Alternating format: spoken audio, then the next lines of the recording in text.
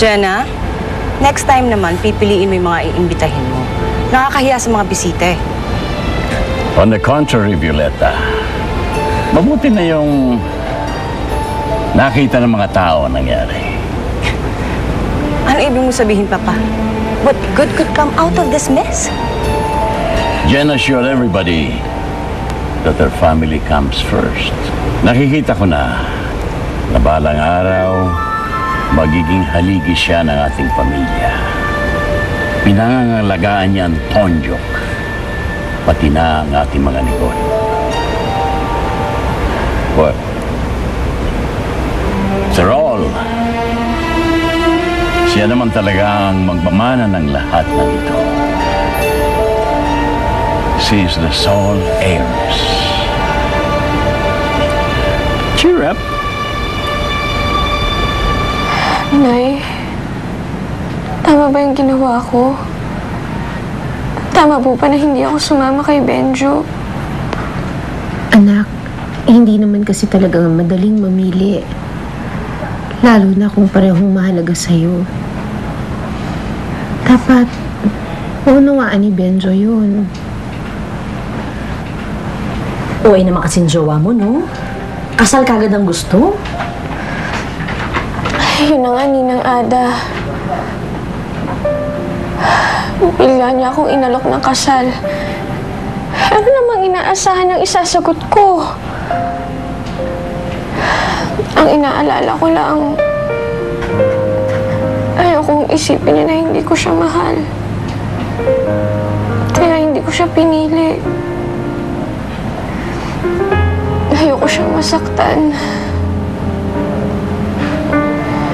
Pero hindi ko naman kayang talikuran si Lolo Changhi. Alam mo, anak, kung ako man ay nasa posisyon mo, yan din ang magiging desisyon ko. Ay nako, huwag mo lang pagurin yung sarili mo sa kakaisip. LQ lang yan. Magkakabati na kayo ni Benjo. Sige na. Sana nga.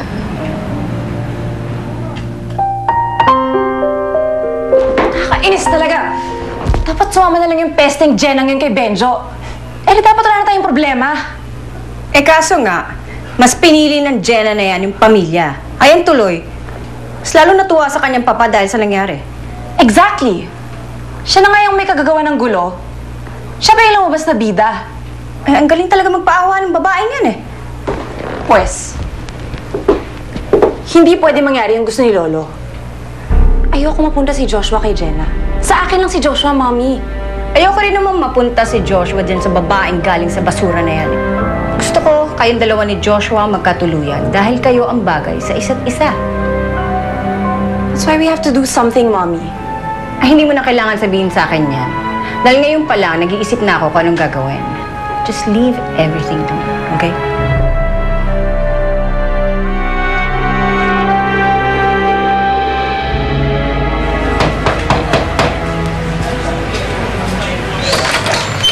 Oh, parang Benjo, kamusta na? Beng! Beng, kuya mo! Kuya Benjo! Pare, alam mo ba, miss na miss kanyang kapatid mo. Tapos lagi akong kinukulit. Eto pa, tanong ng tanong kung kailan ka uuwi. Kala ko kasi matagal kang pababalik eh. Sensya ka na, Bebeng, ha?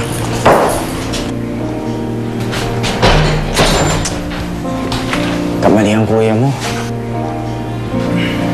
Kaya dapat na nagpunta na Maynila. Bakit? Hindi mo ba doon nakita si Ate Jenna? Oo nga, pare. Ano ba nangyari dun sa paghahanap mo? Nahanap ko nga si Jenna, tol.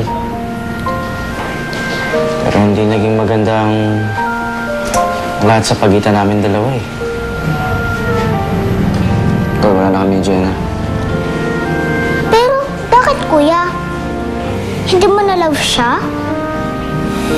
Bebeng, mahal na mahal ko Ate Jenna mo. Pero siya nagbago. Wala na akong halaga sa kanya.